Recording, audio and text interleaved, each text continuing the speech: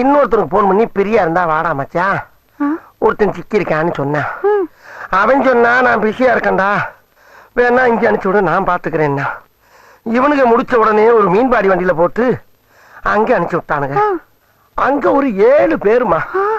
அவனுக்குனால எவ்வளவு முடியுமோ அவ்வளவு அடிச்சானுங்க. அடிச்சிட்டு ஒரு ஆட்டோல ஏத்தி விட்டானுங்க. சரி நம்ம வீட்டுக்கு தான் அனுப்புறானுங்களோன்னு நம்பி ஏறி உட்காந்து அது நேர இன்னொரு இருக்க மூத்திர சந்துக்கு போச்சு. அந்த மூத்திர சந்துக்குள்ள 11 பேருமா. 3 மணி நேரம் மூச்சு திணற திணற அடிச்சானுங்க.